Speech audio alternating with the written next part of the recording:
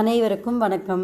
நமக்கு மார்க்கெட்டில் ட்ரை மேத்தி கிடைக்கிற மாதிரி ட்ரை கொத்தமல்லி கிடைக்கிறதில்ல. அதை எப்படி நம்மளே வீட்டில் செஞ்சு வச்சுக்கலாங்கிறத இந்த வீடியோவில் பார்க்க போகிறோம். மார்க்கெட்லேருந்து வாங்கிட்டு வர்ற கொத்தமல்லியை நல்லா பழுப்பு இலை இல்லாமல் அழுகல் இல்லாமல் நல்ல இலையாக மட்டும் ஆஞ்சு ஒரு பவுலில் எடுத்துட்டு ரன்னிங் வாட்டரில் நல்லா அலசணும்.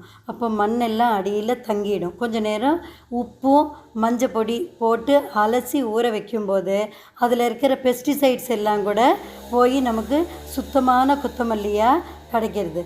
இப்போ நம்ம இதே மாதிரி காய்கறிகளையும் உப்பு மஞ்சள் பொடி போட்ட தண்ணியில் ஊற போட்டு சன்ட்ரை பண்ணி வச்சுக்கணும்.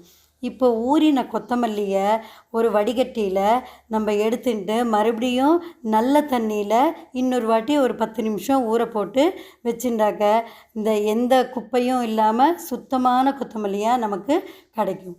அதுக்குள்ளே நம்ம காய்கறிகளை ஒரு பையில் போட்டு வச்சுக்கலாம். இதெல்லாம் நெட்லான் பை மார்க்கெட்டில் கிடைக்கிறது. தனித்தனி பையில் காய்கறிகளை தனித்தனியாக போட்டு வைக்கும்போது ஃப்ரெஷ்ஷாக இருக்கும். ஒன்றுக்கு ஒன்று ஒட்டிக்காமல் நல்ல காய்கறியாக நம்ம சேவ் பண்ணிக்கலாம். 2வது வாட்டி ஊறின கொத்தமல்லியை வடிகட்டியில் வடிகட்டிட்டு ஒரு 10 நிமிஷம் வடிய வைக்கணும். தண்ணி வடிஞ்சதை ஒரு ட்ரையான கிச்சன் டவல் பரப்பி அது மேலே இதை நல்லா பரத்தி விடணும். அப்போ இதில் இருக்கிற ஈரத்தன்மையெல்லாம் அந்த டவல் உறிஞ்சிக்கும். சீக்கிரமாக நமக்கு டீஹைட்ரேட் ஆகும். அதே மாதிரி கருவேப்பிலையும் செஞ்சு வச்சுருக்கேன்.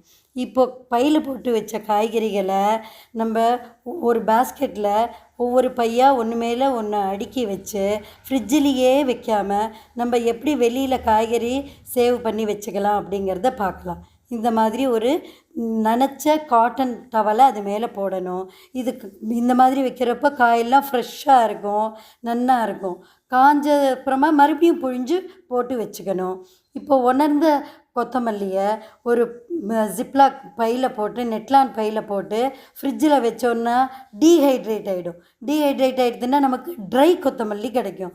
அந்த ட்ரை கொத்தமல்லியை நம்ம பொடி பொடியாக கட் பண்ணி ஒரு பாட்டிலில் போட்டு வச்சுட்டோன்னா நமக்கு தேவைப்படும் போது அப்படியே எடுத்து சாம்பாரோ சட்னியோ எதில் வேணாலும் அப்படியே யூஸ் பண்ணலாம்.